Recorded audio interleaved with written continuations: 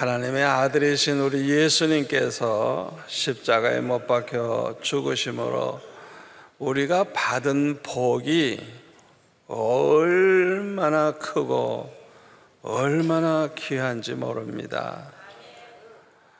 그리고 그 주님의 그 십자가를 통해서 받은 사랑을 생각하면, 그 축복을 생각하면 그 하나님의 사랑이 얼마나 크다는 것을 우리가 깨닫게 됩니다. 우리 예수님의 십자가 지심으로 우리는 모든 죄에서 대속함을 받았습니다. 이게 보통 큰 축복이 아니에요. 우리는 죄로 말미암아 심판받고 멸망할 수밖에 없는 죄인들입니다. 다 지옥에 가서 영원히 고통당해야 마땅한 죄인들이에요. 그런데 우리 예수님이 십자가 지심으로 우리의 죄를 몽땅 짊어지시고, 우리가 과거에 범한 죄, 현재도 혹시 미래도 범할지 모르는 죄까지, 알고 범한 죄, 모르고 범한 죄까지 우리 주님이 몽땅 짊어지셨어요. 너무너무 놀라운 은혜죠. 이 은혜가 너무너무 크니까 실감이 잘 안 날지 모르겠어요.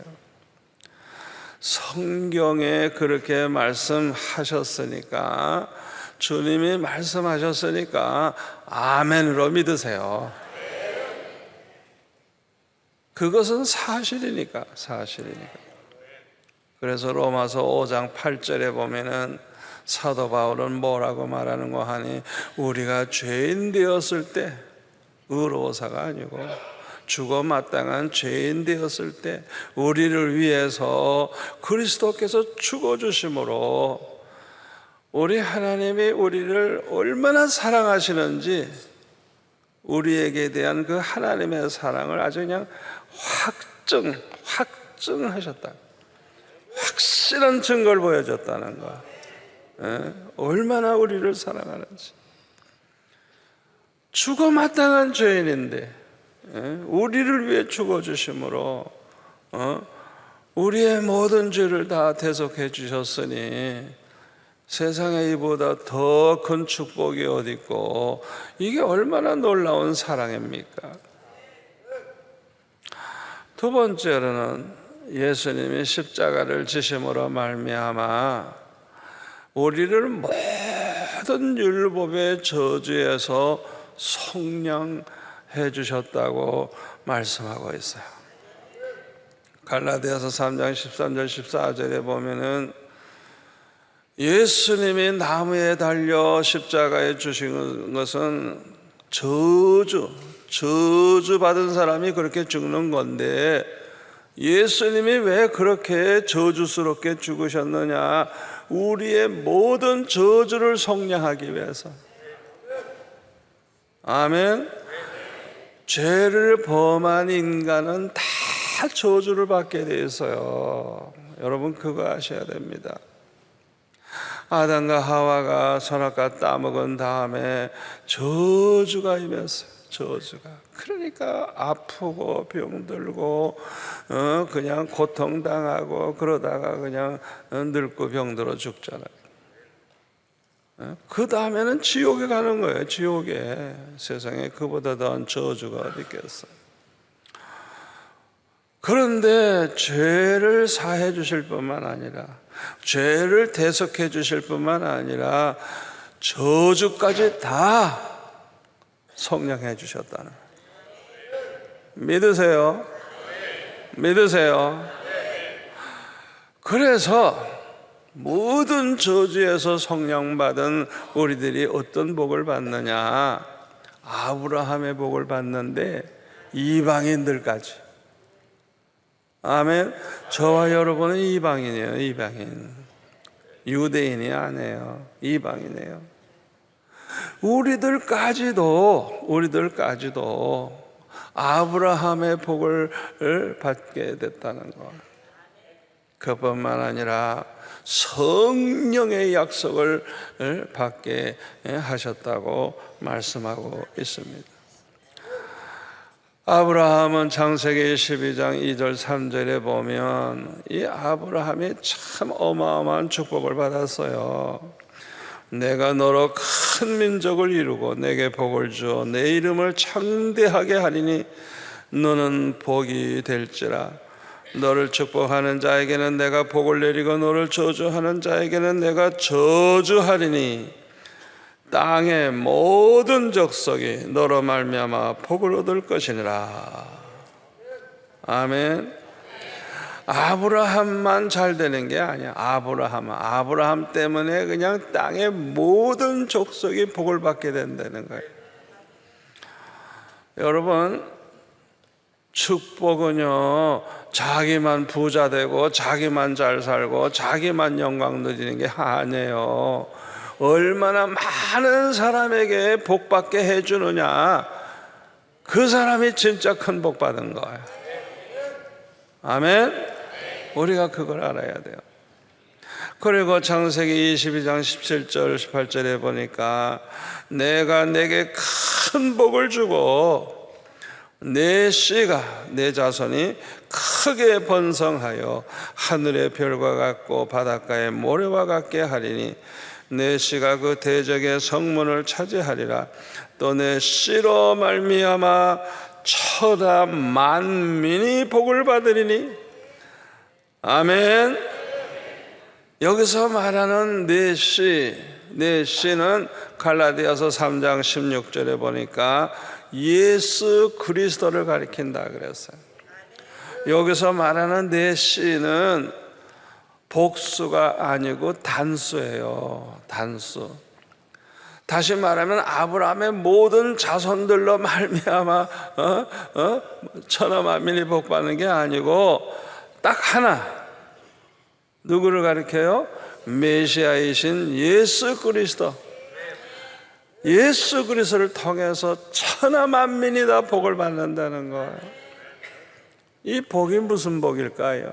구원의 복. 여러분, 세상에서 아무리 복 받으면 뭐해요? 구원 못 받아 지옥에 가면 그건 저주받은 인간인데, 진짜 복은 뭐예요? 예수 믿어 구원 받는 거예요. 아멘. 그러니까 아브라함의 씨 예수 그리스도를 통해서 천하 만민이 복받게 된다. 그러니까 예수님을 믿음으로 구원받게 될 이 놀라운 축복을 이렇게 말씀하셨습니다. 그런데 그 다음에 보면은 성령의 약속을 받게 하셨다 그래서 성령의 약속. 여러분, 이 성령을 받는 게 얼마나 축복인 줄 압니까? 성령의 축복을 받아야 예수 믿게 돼요. 여러분, 그거 아셔야 돼요. 고린도전서 12장 3절에 보면 성령으로 말미암지 않고는 아무라도 예수를 주시라 할 자가 없대요. 성령으로 말미암지 않고는. 아멘. 지금 여러분들이 예수를 믿고 믿음으로 이 자리에 나와 앉아서 예배한다는 것 자체가 성령이 이끌어 주셨고 성령으로 말미암아 예수 믿게 됐고 믿어지게 하고, 아멘. 이 믿음으로 살 이 모든 것이 다 성령으로 말미암아 된 거예요.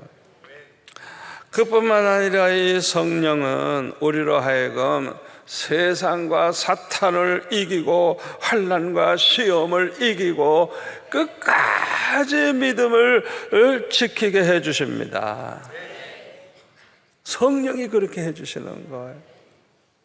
그뿐만 아니라 사명에 충성하며 살 수 있게 해주십니다.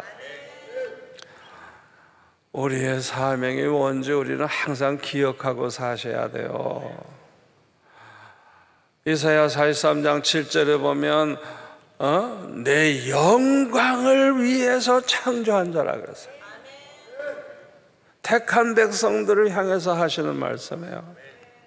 하나님의 영광을 위해 창조됐대요. 우리는 이게 사명이에요. 우리는 하나님 영광 위에 살아야 되는 사명이에요. 10절에 보면은 나의 종, 나의 증인, 나의 정으로 택함을 입었다. 그러니까 우리가 만난 하나님이 어떤 하나님이고 그 하나님이 나에게 무슨 말씀하셨고 내가 그 하나님을 믿으니까 내가 이렇게 복을 받았다고, 하나님은 살아계시다고, 하나님은 내가 어려울 때 기도하니까 이렇게 하셨다고, 자기가 만난 그 하나님을 모든 사람들에게 증거하면서 살아야 되는 사명이 있어요. 여러분이 그거 하셔야 돼요. 전도는 그래야 전도가 되는 거예요. 꼭 길바닥에 나가서 전도하는 것만 생각하지 마시고, 여러분의 가족들 있잖아요. 부모, 형제, 자녀들, 친척들, 여러분을 통해서 예수 믿게 돼야 되는데 어떻게 증거를 해야 돼요? 야, 내가 예수 믿으니까 이렇게 행복하다. 내가 예수를 믿으니까 내가 이렇게 됐다. 여러분, 우리 예수 믿는 사람들이 가장 잘 돼야 됩니다. 그게 전도하는 데는 최고예요. 저는 어렸을 때 그렇게 어려운 환경에서 살았지만은 저하고 내 동생이 교회를 나가고 하면서 공부도 잘해가지고 다 경기 중학교, 경기 여중 둘 다 그냥 경기 출신들이에요. 다 우리나라에서 최고 그냥. 그래가지고 대학교까지 가고 잘 되는 걸 보여주니까 제가 전도사 됐을 때는 먼 친척까지 교회 다 나오더라고요. 최고의 전도법이에요. 아멘. 이야, 교회 다니는 애들이 다르구나. 교회 다니는 애들이 저렇게 공부도 잘하고 잘 되는구나. 에? 그냥 교회도 안 다니고 방탕한 애들은 그냥 엉망이 돼버리는데, 우리가 살아계신 주님, 내가 만난 주님을 항상 증거하며 살아야 돼요. 아멘. 우리는 증인의 사명, 하나님의 종의 사명이 있어요. 21절에 보면은 찬송하기 위해서, 나를 찬송하게 하기 위해서 우리를 창조하셨다는 거예요. 그러니까 우리는 항상 세상 노래 부르고 자꾸 이러지 말고 좋으신 하나님, 왕이신 나의 하나님, 이 찬양을 항상 부르면서 살면 하나님께는 영광이 되고 사람들에게는 전도가 되는 거예요. 여러분, 찬양 중에 성령이 임하시고, 찬양 중에 성령이 기뻐하시고, 찬양 중에 불이 임합니다. 찬양 중에 암덩어리가 막 떨어지고요, 찬양 중에 귀신이 물러가요. 귀신이. 제가 어렸을 때 학생 중에 하나가 안 믿는 집에서 나오는데 갑자기 정신이 돌아버렸어요. 그냥 학교도 못 가고 그냥 또 그 집에 믿는 사람도 없어서 어떻게 해요? 그래가지고 그냥 교회 데려다 놓고 우리 학생들이 둘러앉아가지고 기도도 했지만은 계속 찬송을 불렀어요. 찬송을 불렀어요. 우와, 성령께서 임하시니까 이 귀신이 거기서 버틸 수가 없죠. 그러니까 못 살겠다 하고 나가는 거예요. 아멘. 여러분, 찬양의 능력이 있음을 믿으세요. 찬양의 능력이 있어요. 우리의 사명을 알아야 돼요. 근데 여러분들 중에 내가 찬양할 때 보면요, 입을 안 열어. 속으로 찬송하나 봐. 자기는 음치라고 생각하는 모양인데 괜찮아요. 음치도 괜찮아요. 찬양하세요. 감사하는 마음으로, 주님을 사랑하는 마음으로. 왜? 우리는 우리의 찬송을 받기 위해서 창조하셨대요.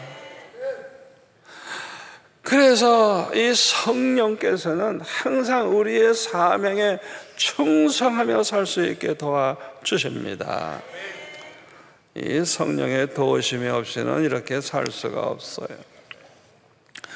그런데 오늘 본문 26절에 보니까 보혜사 곧 아버지께서 내 이름으로 보내실 성령 그가 너에게 모든 것을 가르치고 내가 너에게 말한 모든 것을 생각나게 하리라.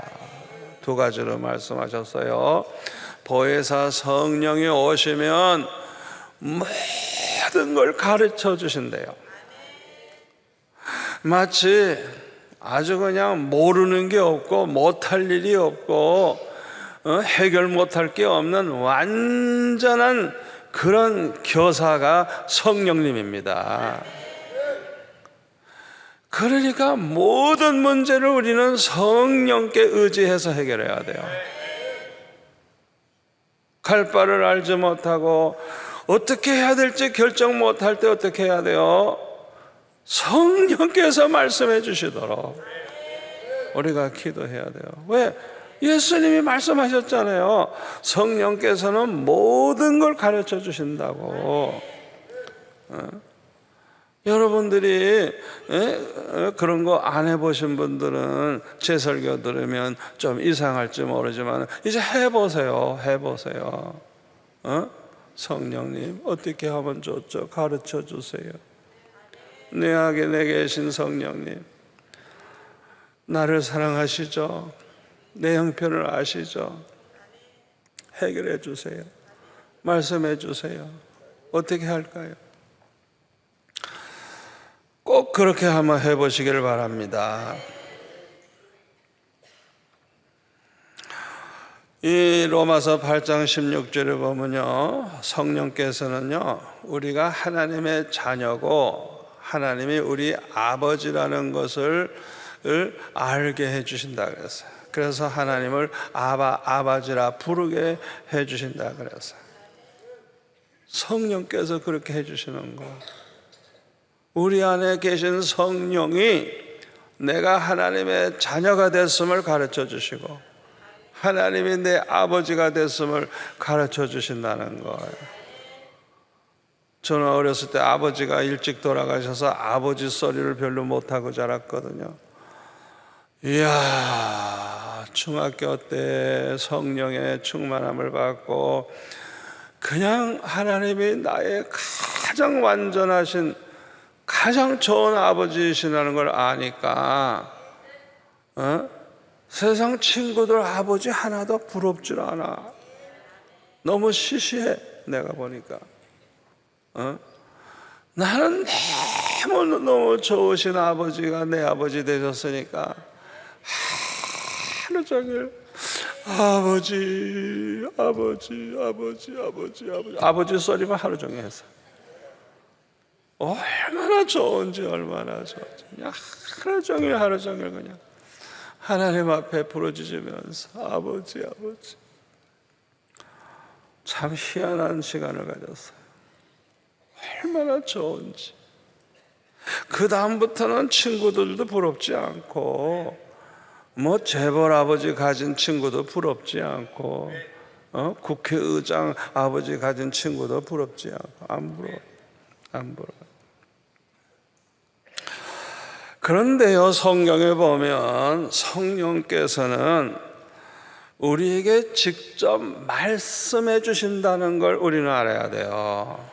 제가 지난 주일에도 이 본문 가지고 말씀드렸죠.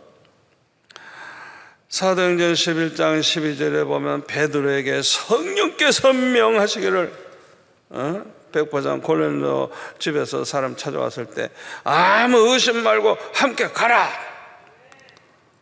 분명히 말씀하신 거예요. 여러분이 성령이 말씀하신다는 걸 아셔야 돼요. 어떻게 해야 될 걸 말씀해 주시는 거예요.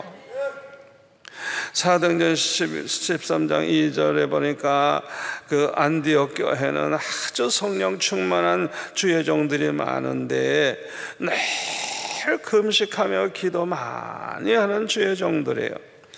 그런데 성령이 말씀하시기를 내가 불러시키는 일을 위하여 바나바와 사울을 따로 세우라 말씀하셨어요.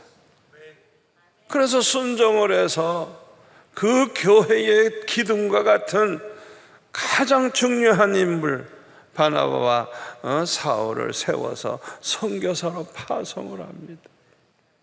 4절에 보면 성령의 인도함을 따라서 이제 선교 여행을 시작하는 걸 볼 수가 있어요. 성령이 그렇게 인도해 주시는 거예요. 말씀해 주시는 거예요. 사도행전 18장 9절에 보면 사도 바울이 고린도에 있을 때에 한밤중에 주님이 환상 가운데서 말씀하셨어요. 두려워하지 말며 침묵하지 말고 말해라. 내가 너와 함께 있음에 어떤 사람도 너를 대적하여 해롭게 할 자가 없을 것이니 이는 이 성 중에 내 백성이 많음이라. 요한계시록 2장 7절에 보면은 우리 다 같이 읽읍시다. 이거 아주 정말 중요해요. 다 같이 앞부분만. 귀 있는 자는 성령이 교회들에게 하시는 말씀을 들을지어다. 아멘. 귀 있는 자는 성령이 교회들에게 하시는 말씀을 들을지어다. 성령이 말씀하세요. 말씀하세요. 귀 있는 자들은 들으라. 말씀하세요. 말씀하세요. 제가 젊었을 때부터 부흥회를 인도하기 시작했는데 그냥 그때는 제가 어리니까 연세 많은 목사님들은 다 아버지 같아요.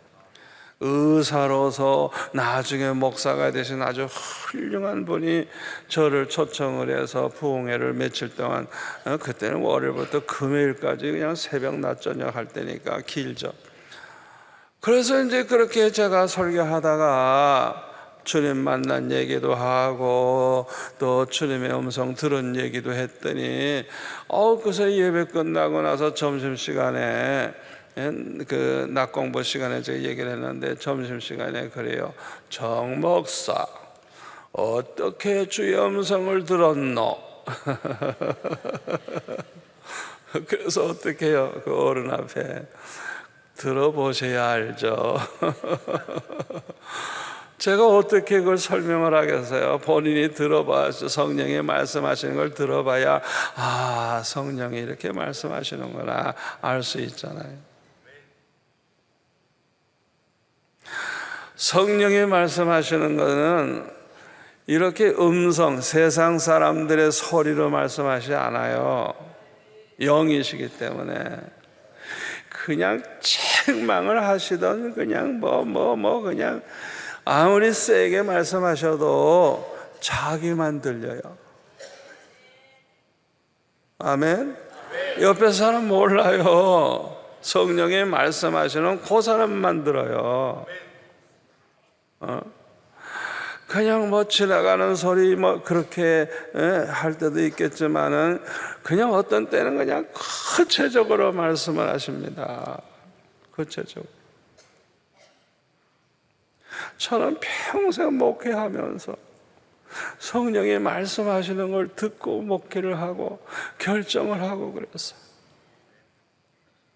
그런데 왜 이런 목사를 이상하게 생각합니까? 성령이 말씀하시는 걸 나는 듣고 그대로 순종했는데. 여러분에게 놀라운 일이 일어납니다. 이제 성령이 말씀하셔서 그렇게 답답하던 문제들이 그냥 성령이 말씀하시는 순간에 해결되는 놀라운 축복을 체험하시기를 바랍니다. 우리가 답답할 때 많잖아요. 어떻게 할 바를 모를 때 많잖아요. 저는 그럴 때는 그냥 청계산에 올라가서 금식 기도하며 기도했어요. 한마디만 해주세요. 한마디만 되니까 한마디만 해달라고 그냥. 그래서 그냥 뭐 사흘이고 나흘이고 금식하며 기도하다가 나중에는 뭐 교회 일이 있으니까 꼭 이제 내려가야 되니까 그냥 결사적으로 기도하다 보면 주님이 말씀을 해주실 때, 이야, 얼마나 좋은지. 할렐루야! 감사합니다. 그러고 내려오고 그랬어요. 지나고 보니까 그냥 평생 축복이야, 평생. 주님이 말씀하신 건 반드시 그대로 이루어지고, 주님이 책임져 주시고, 가장 좋은 길로 인도하시고, 평생 두고 복이 되게 하십니다. 우리 예수를 믿으려면 성령이 말씀하시는 걸 들어야 돼요. 저는 여기에 대해서 저나 우리 사모나 자녀들이나 다 간증거리가 너무 많아서 그것만 해도 1시간을 해야 될 것 같아요. 저는 지금 뭐 러시아를 비롯해서 동굴아파와 중국과 그냥 뭐 안 가는 데 없이 다 갑니다. 그런데요, 옛날 공산주의였다가 이제 풀린 나라들은요, 수십 년 동안 그렇게 묶여 있다가 이제 교회가 시작됐기 때문에 교회가 무슨 뭐 제대로 신학교가 됐다든 제대로 무슨 뭐 교회 조직이 안 돼 있어요. 많은 사람들이 자기 직업을 가지고 사업하면서 그러면서 목회를 해요. 그러면서 설교하고 그러면서 교회를 세우고 그러면서 선교하고 그래요. 근데 이분들은요, 보통 뜨거운 게 아니에요. 공통점이 뭐냐? 주님을 만나서요, 성령이 찾아오셔서 말씀해 주셨어요. 그러니까 확 뒤집어져 버린 거예요. 완전히 뒤집어져 버린 거예요. 왜? 생생하게 주님을 만나고 주님이 말씀해 주시니까 완전히 그냥 모든 어려운 여건에서도 그냥 그렇게 열심히 일을 하기 때문에 제가 그런 지역에 가면요, 그분들이 저보다 더 뜨거워요. 그냥 얼마나 뜨거운지 몰라요. 우리 주님 오실 날이 가까웠습니다. 너무너무 급하기 때문에 이제는 성령께서 직접 이슬람 그런 나라에 가서도 그냥 주님이 택한 백성들 찾아가셨어요. 말씀하시고 그냥 끌어내시는 거예요. 그냥 이런 놀라운 일이 일어나는 거예요. 이스라엘에서도 지금 많은 사람들이 예수 믿고 있어요. 왜? 성령을 다 만난 사람들이에요. 랍비들도 맞아요. 랍비들도 그냥 예수 믿는 사람 많아졌어요. 왜? 주님을 만나가지고 주님이 메시아라는 걸 알게 된 거예요. 이제는 주님 오실 날이 가까웠어요. 또 이 두 번째로는 주님이 말씀하신 것이 생각나게 해주신다 그래서요, 참 우리는 건망증이 심하죠. 구약 성경에 보면요, 그 홍해가 갈라져 가지고 하나님이 그 기적을 봤거든요. 얼마나 기뻐하며 그냥 속옷치고 장구치고 찬송하면서 그냥 얼마나 기뻐했어요. 그런데 뭐 한 사흘 지났는데 마라라 하는 곳에 갔더니 물이 쏙 이러니 또 불평하고 난리가 났어요. 아니, 홍해를 가르신 하나님이 그까지 물 하나 해결 못해요? 그러니까 이 건망증이 너무너무 심한 거예요. 하나님 앞에 이 구원받은 은혜를 감사하는 것도 사흘 만에 그냥 없어져 버려. 그냥 원망불평으로 바뀌어요. 얼마나 건망증이 심한지. 여러분들이 그런 건망증 심하다는 걸 아시고 받은 은혜, 받은 축복을 다 좀 써나가세요. 기록을 하세요. 그래서 마음이 조금 미지근하면 또 읽어보고 이때 하나님이 이렇게 하셨지, 이렇게 응답하셨지, 이렇게 축복하셨지. 아멘. 그래서 자꾸만 그냥 새롭게 그냥 감사하고 기뻐하며 살아가시길 바랍니다. 누구나 다 건망증이 있으니까 그렇게 하시라 이거예요. 또 이렇게 설교를 들어도 그때뿐이지. 그냥 이 예배당 바깥에 나갈 때 다 잊어버려. 그래서 오늘 설교 뭐 들으셨어요? 글쎄요. 오늘 설교 제목이 뭐예요? 글쎄요. 어쩌면 그렇게 잘 잊어버려. 어떤 분은요, 말씀 들으면서 먼저 들은 거 잊어버려. 들으면서 잊어버려. 저도 그래요. 그래가지고요, 기도하다가 주님이 말씀을 주시잖아요. 영감을 주시고 말씀을 주시면 빨리 써놔야 돼요. 왜? 잊어버리니까. 그 다음에 기도하다 보면 다 잊어버려가지고 다시 생각하려면 뭐 몇 시간 끙끙 대야 돼요. 별 수 없어요, 건망증을. 그러니까 빨리 써야 돼요. 빨리 써가지고 그걸 기록해놔야 다시 기도하고 생각하는 가운데 그때 받은 은혜를 풍성하게 이렇게 해서 이제 좋은 설교도 만들고 그렇게 해요. 여러분, 건망증이 있어도 괜찮아요. 성경 많이 보세요. 주님이 뭐라고 말씀하셨는지 잘 보세요. 생각나게 해주시겠다 그랬어요. 성령이 하시는 일이 그거예요. 필요할 때 생각나게 해주시는 거. 그 많은 걸 어떻게 다 기억을 합니까? 그런데 생각나게 해주신다. 저는 설교 준비할 때 늘 체험을 해요. 제가 설교 준비할 때 보면요, 거기에 필요한 말씀이 막 그냥 떠올라.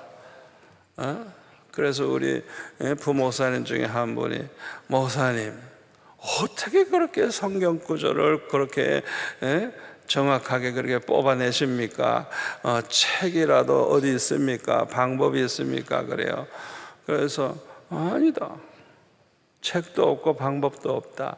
그래서 기도하다가 보면 주님이 그냥 떠오르게 하신다. 여러분, 제가 외국에 나가서 교역자 세미나 할 때 어느 나라에 갔을 때는 원고도 없이 매출을 해요. 그냥 성경 구절 막 떠오르고 그냥 말씀이 떠오르고 그냥 해요. 그냥. 누가 그렇게 해요? 성령께서 기억나게 하시는 거. 기억나게 하시죠. 성경 구절이 기억나고 말씀이 기억나고. 그러니까 얼마나 행복한지 몰라요. 왜? 성령이 함께 하시는 걸 늘 체험하면서 사니까 얼마나 행복한지 몰라요. 여러분, 성경도 많이 읽으시고 설교도 많이 들으세요. 왜요? 생각나게 하시니까. 생각나게 해주신다. 그런데 오늘 보면 27절에 보니까 평안을 너에게 끼치노니 곧 나의 평안을 너에게 주노라. 내가 너에게 주는 것은 세상이 주는 것과 같지 아니하니라. 너희는 마음에 근심하지도 말고 두려워하지도 말라. 평안을 주시겠다. 샬롬. 여러분, 이 샬롬의 축복은 큰 축복입니다. 샬롬 말만 들어도 좋죠. 사도 바울은 교회에 편지를 쓸 때 언제나 너에게 하나님의 은혜와 평강이 있을지어다 꼭 그렇게 축복했어. 부활하신 예수님도 두려움에 떨면서 문을 꼭꼭 잠그고 있던 그 제자들에게 요한복음 20장 19절 이하에 보면은 안식구 첫날 저녁에 예수님이 문은 닫았는데도 그냥 나타나신 거예요. 그냥 부활하신 주님은 뭐 문 열고 들어갈 필요도 없어. 그냥 들어오셨어요. 그러면서 너에게 평강이 있을지어다 말씀을 하셨어요. 그러면서 22절에 보면 이 말씀을 하시고 그들을 향하여 숨을 내쉬며 이르시되 성령을 받으라 그러셨어요. 아니 왜 성령을 받으라고 말씀하셨을까요? 성령을 받아야 참 평안을 가질 수 있기 때문입니다. 아멘. 성령을 약속하신 주님께서 평안을 주시겠다. 이거는 성령으로 말미암아 갖게 되는 평안이에요. 성령 충만할 때 이 주님의 평안이 내 안에 들어오는 것입니다. 우리 예수님은 나의 평안을 너에게 주겠다고, 나의 평안, 예수님 안에 있는 평안을 우리에게도 주시겠다는 거예요. 우리 예수님은 이제 몇 시간 후면 십자가에 못 박혀 죽으실 거예요. 많은 고난을 받으실 거예요. 그런데 예수님의 마음은 평안하셨던 것입니다. 죽음도 고통도 빼앗아갈 수 없는 그런 평안. 아멘. 아무리 세상에 난리가 나도 평안할 수 있는 그런 평안, 주님이 가지신 그 평안을 우리에게 주시겠다는 거예요.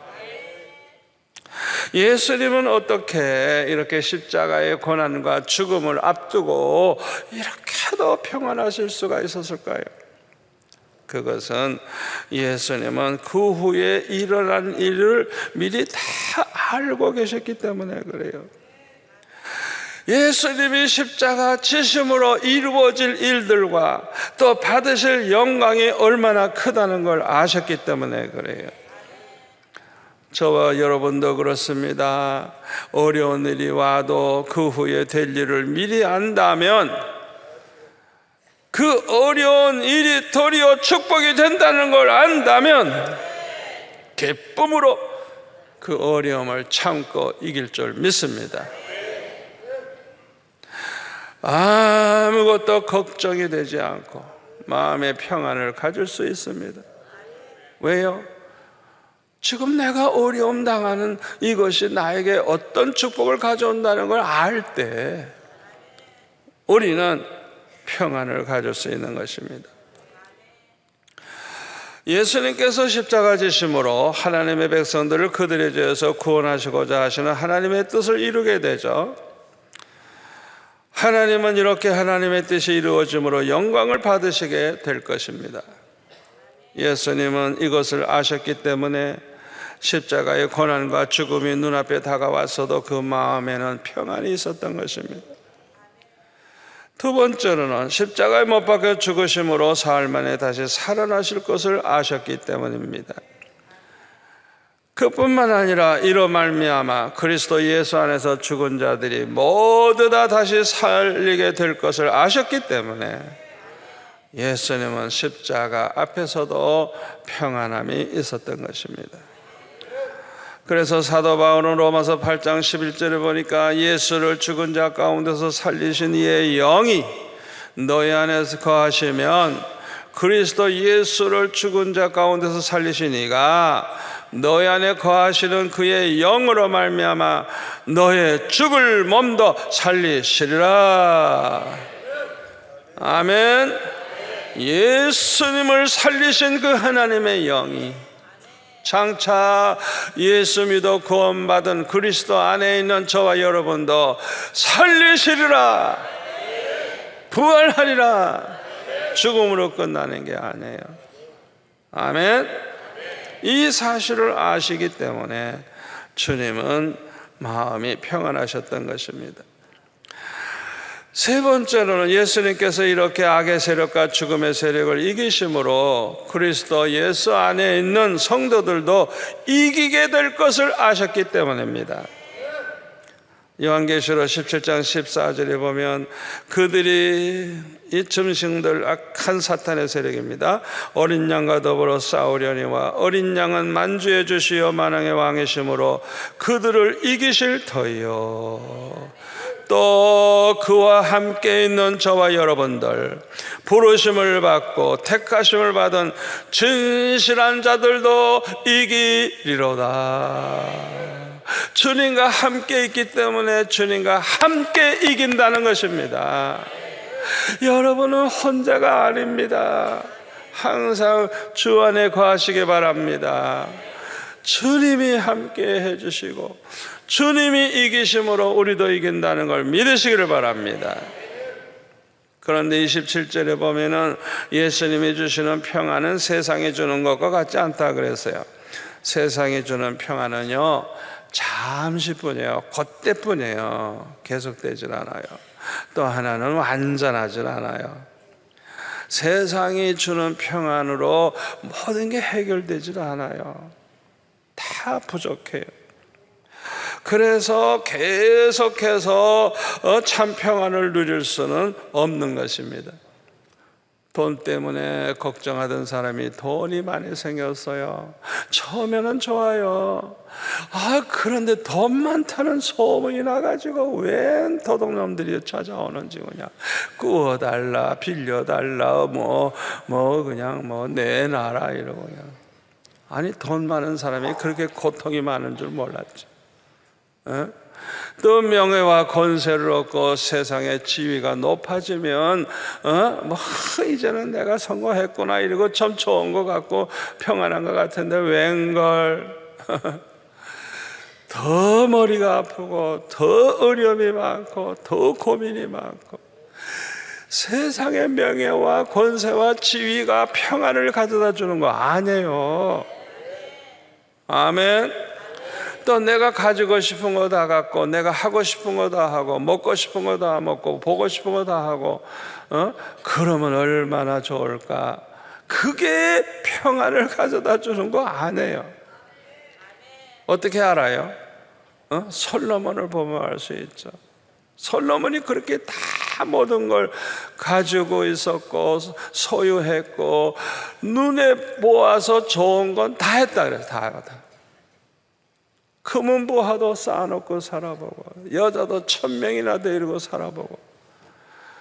그런데 평안함이 있는 게 아니야. 기쁨이 있는 게 아니야. 얼마나 하루하루가 그냥 근심이 많고 고민이 많은지 헛되도다. 모든 게 헛되다 그러면서 자기가 살아있는 것을 오히려 한스럽게 생각했어. 여러분 잘 들으세요.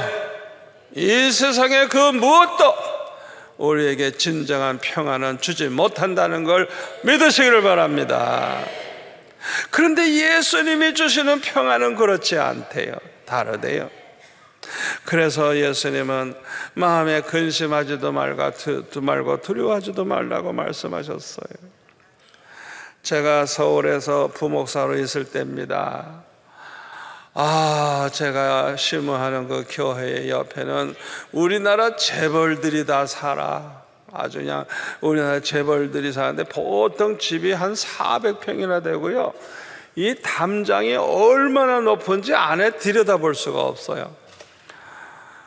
그런데 하나님께서, 제가 누구라고는 말씀 안 드리지만 그 중에 한 분이 돈이 많으니까 하고 싶은 거 다 하죠. 그런데 이분이 몸이 슬슬 아프고 그러는데 병원에 가도 낫지도 않고 이러니까 그 회사의 직원들이 예쁜 처녀들 붙여줘 가지고 이렇게 악기도 다루고 이렇게 하면서 즐겁게 해주면 될까. 그렇게 해도 안 되는 거예요.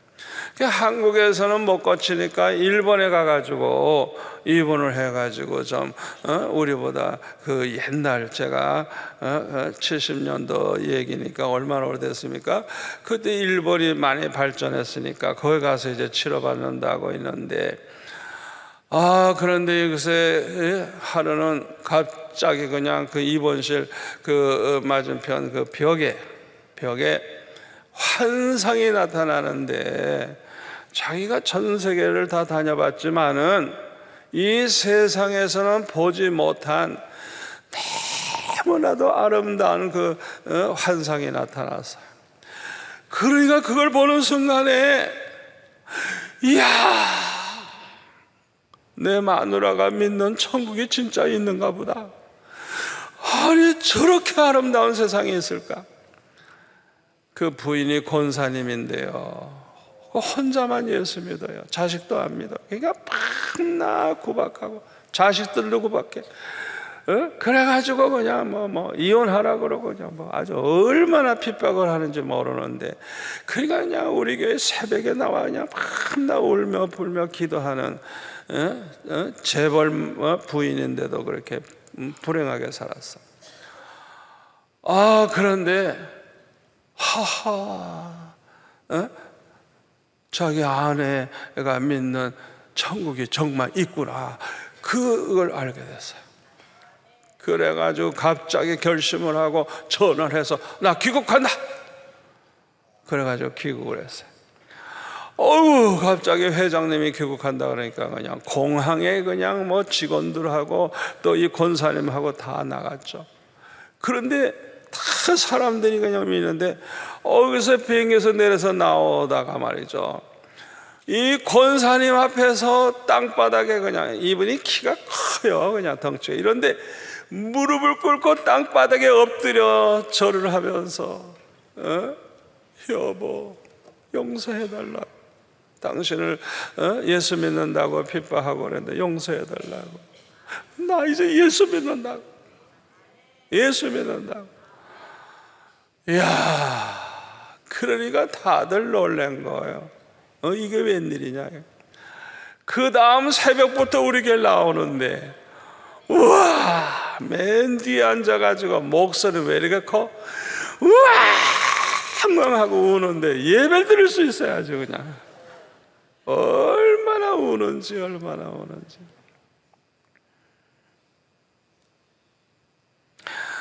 주님 만나면 이 세상 무엇으로도 해결할 수 없는 것이 해결됩니다. 아멘, 아멘. 주님 만나면, 성령이 말씀해 주시면 이런 놀라운 일이 일어납니다. 여러분들 중에 이제 제 설교 듣고 주님 만나보세요. 막 춤을 추고 싶을 거예요. 그냥 남들이 미쳤다 그럴지 몰라요. 잠시 미쳐도 돼요. 그냥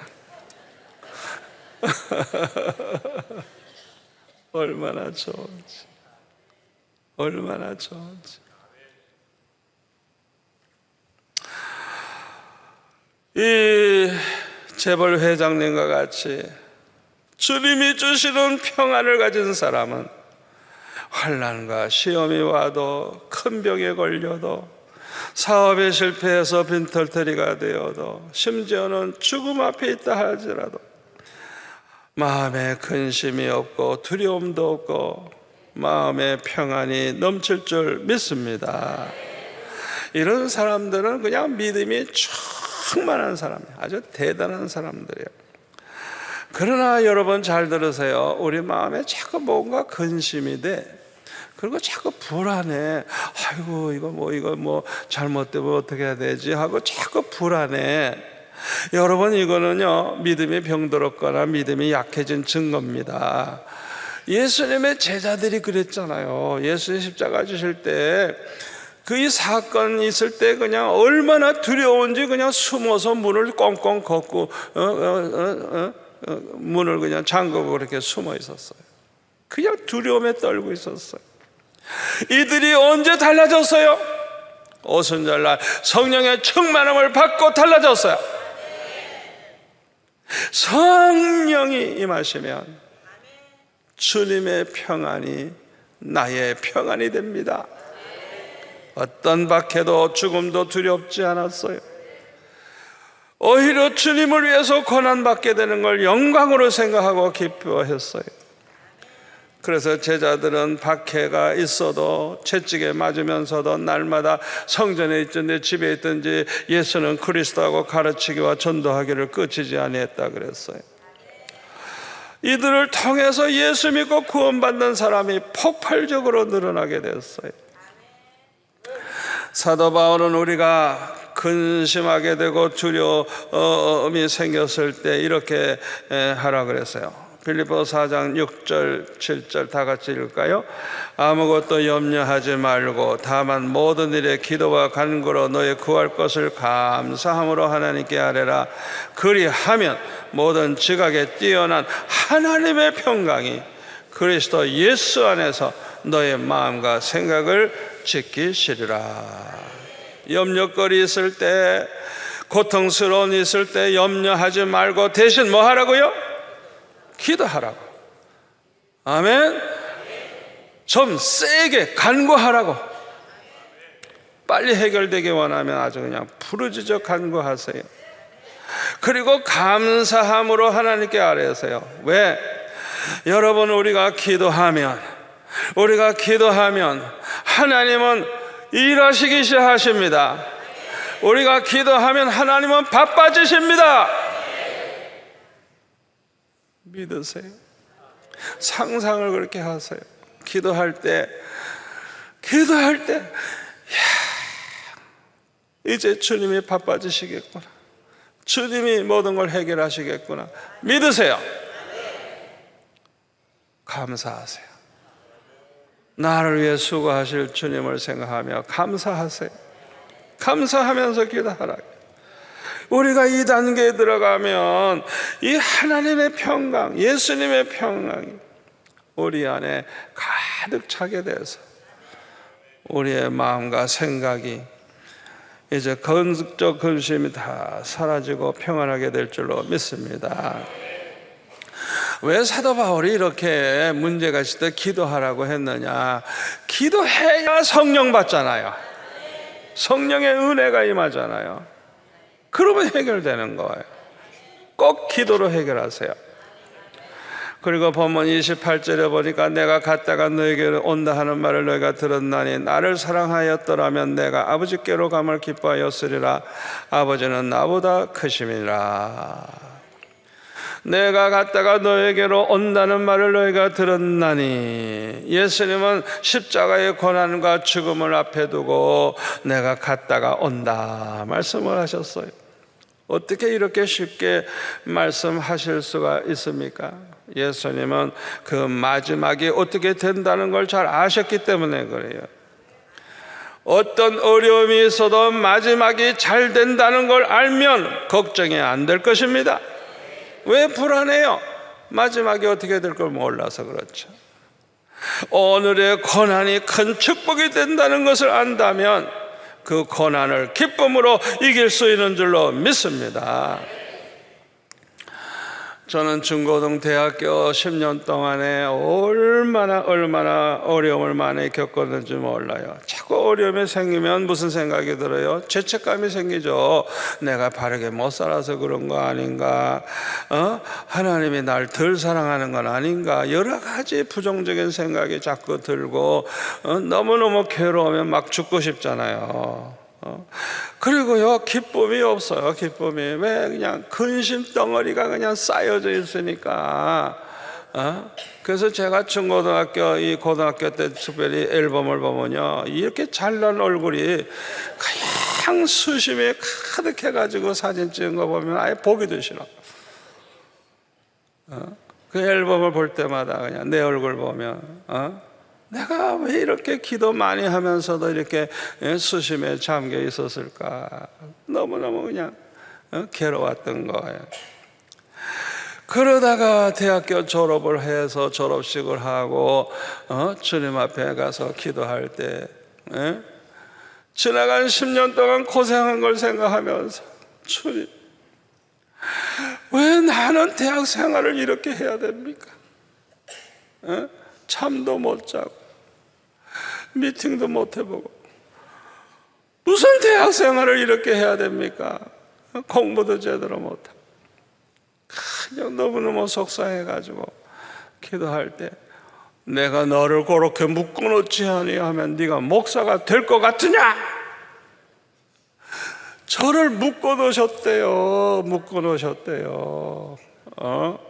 시간과 물질을 주면 인물 잘났겠다, 인류학교 다니겠다, 아가씨들이 날 내버려 두겠어요. 그러니까 아예 시간도 없게 하고 돈도 없게 해서 그냥 하나님이 나를 꼭 묶어놓은 거예요. 그냥. 아멘. 아가씨들이 접근 못하도록. 시간이 없잖아요. 주님께서 저를 쓰시기 위해서, 목사를 만들기 위해서 그렇게 하셨다는 거예요. 그 음성을 듣는 순간에 이야, 얼마나 감사한지, 얼마나 감사한지. 그동안에 내가 고난당한 게 나에게 유익한 것이고 나에게 축복이었구나. 아멘. 그걸 깨닫게 되니까 얼마나 기쁘고 얼마나 좋은지. 그냥 과거에 대해서 그냥 모든 게 그냥 감사로 바뀌어버렸어요. 여러분, 주의 음성 들으면 그런 놀라운 일이 일어납니다. 로마서 8장 28절에 보면 하나님을 사랑하는 자 그 뜻대로 부르심을 입은 자의 모든 것에 합력하여 선을 이룬다고 그랬죠. 우리가 이 말씀 그대로 믿기를 바랍니다. 그대로 될 줄 믿는 사람은 지금 당하는 고통도 잘 이길 수 있는 줄 믿습니다. 지금은 내가 어렵지만은 이게 반드시 모든 것을 합력하여 선을 이루게 해줄 줄 믿는 그 믿음 가지고 기뻐하시고 감사하시고 참 평안을 누리시길 바랍니다. 28절 하반절에 보니까 예수님은 나를 사랑하였더라면 내가 아버지께로 감을 기뻐하였으리라 말씀하셨어요. 여기 아버지께로 가신다는 것은 십자가에 이제 지시고 돌아가시고 또 장사진이 사흘 만에 부활하시죠. 40일 후에는 하나님께로 가죠. 그런데 주님을 사랑한다면 이것을 기뻐하였을 것이라는 거예요. 주님을 사랑하는 사람들은 왜 예수님이 하나님 아버지께로 가시는 것을 기뻐합니까? 주님 가면 누가 와요? 보혜사 성령이 오실 걸 알기 때문에 그래요. 아멘. 또 보혜사 성령이 오시면 성령은 언제나 우리와 함께 하시고 떠나지 않는다 그랬어요. 늘 함께 하심으로 승리의 삶을 살게 되고 함께 해주심으로 형통하는 복을 받고 함께 해주심으로 평안을 누리고 행복하게 살 것을 믿기 때문에 주님이 아버지께로 가시는 걸 오히려 기뻐할 수가 있는 것입니다. 예수님은 이제 아버지께로 가면 하나님 우편에 앉아 계시게 되고 우리 예수님은 빌립보서 2장 9절 이하의 말씀대로 하나님이 지극히 예수님을 높여서 하늘에 있는 자들과 땅에 있는 자들과 땅 아래에 있는 자들로 모든 무릎을 예수님의 이름에 꿇게 하시고 모든 입으로 예수 그리스도를 주라 시인하여 하나님 아버지께 영광을 돌리게 하실 줄을 믿기 때문에 주님이 아버지께로 가시는 것을 기뻐할 줄 믿습니다. 그리고 요한복음 14장 1절에서 3절까지 보면은 너희는 마음에 근심하지 말라. 하나님을 믿으니 또 나를 믿으라. 내 아버지 집에 거할 것이 많도다. 그렇지 않으면 너에게 일렀으리라. 내가 너희를 위하여 거처를 예비하러 가노니. 다 같이요. 가서 너희를 위하여 거처를 예비하면 내가 다시 와서 너희를 내게로 영접하여 나 있는 곳에 너희도 있게 하리라. 걱정하지 말라는 거예요. 내가 다시 와서 너희들 데려간다 이거예요. 예수님은 언제 재림하시죠? 마태복음 24장 14절 천국 복음이 모든 민족에 증언되게 하여 온 세상에 전파될 것인데 그제야 끝이 온다는 거예요. 복음이 전파된 다음에 끝이 옵니다. 그래서 우리는 온 천하에 다니면서 만민에게 복음을 전파해야 될 줄 믿습니다. 때는 어떤지 못 어떤지. 또 요한복음 6장 38절 9절에 보면 하나님이 택한 백성 중에 하나도 잃어버리지 않으려고 다 살린다 그랬는데 한마디로 말해서 하나님의 택한 백성들이 100% 예수 믿어 구원 얻는 그날 예수님은 재림하실 것입니다. 본문 29절에 보면 예수님께서는 앞으로 될 일을 미리 말씀하신 이유를 말씀하십니다. 이제 일이 일어나기 전에 너에게 말한 것은 일이 일어날 때에 뭐라고요? 너희로 믿게 하려 함이라. 하하, 주님 말씀대로 됐구나. 과연 됐구나. 그래서 주님을 믿고 주님의 말씀이 그대로 될 줄 믿게 하려고 주님이 미리 말씀하셨다는 거예요. 그리고 30절에 보니까 이후에는 내가 너에게 말을 많이 하지 아니하리니 이 세상에 임금이 오겠음이라. 그러나 그는 내게 관계할 것이 없다 말씀하셨어요. 세상 임금은요, 예수님을 십자가에 못 박아 죽일 자들이 온다는 거예요. 빌라도의 군사, 가야바의 군사들이 예수님을 잡으러 오죠. 그러나 예수님은 그들과 관계할 게 없다 그랬어요. 왜요? 예수님은 십자가의 그 고난 이제 받을 것이 상관없다 그런 거예요. 왜? 이거는 그들이 뭐 와서 잡아가서 죽는 게 아니고 예수님이 자원해서 십자가를 지시는 것이기 때문에. 아멘. 그렇기 때문에 거기에 대해서 신경 쓸 필요 없다는 거예요. 예수님이 자원해서 십자가를 지시는 거기 때문에. 그뿐만 아니라 하나님을 사랑해서 하나님 말씀에 순종해서 십자가를 지시는 것이기 때문에. 그리고 예수님이 십자가 지심으로 하나님의 뜻을 이루게 될 것이기 때문에 우리 주님은 걱정을 하지 아니하시는 거예요. 그들이 이제 곧 와서 그렇게 할 것이지만은 관계할 거 없다, 상관할 거 없다, 그렇게 말씀하신 것입니다. 그리고 31절에 보면 오직 내가 아버지를 사랑하는 것과 같이 아버지께서 명하신 대로 행하는 것을 세상에 알게 하려 함이로라. 일어나라 여기를 떠나가자 하시니라. 결론의 말씀을 드립니다.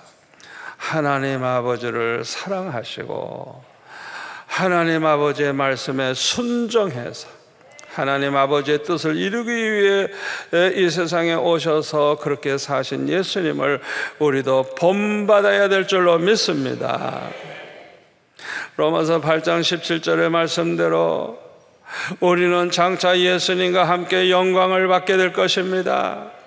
예수님과 함께 영광을 받기 위해서는 예수님과 함께 고난도 받아야 될 줄로 믿습니다.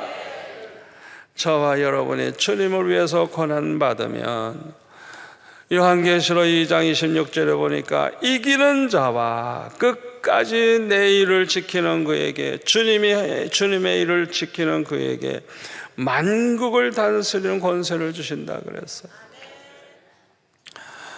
여러분, 우리 주님을 본받아서 하나님의 백성들 구원하는 일에 우리가 함께 고난에 동참하면 주님과 함께 영광을 받게 된다는 걸 믿으시기를 바랍니다. 기도하겠습니다. 아버지 하나님 감사합니다. 오늘 주신 말씀이 우리 평생의 축복이 될 줄로 믿습니다. 주여, 성령께서 우리에게 말씀하옵소서. 모든 걸 가르쳐 주시옵소서. 또 주님 하신 말씀이 기억나게 하여 주셔서 말씀 붙잡고 살게 하여 주옵소서.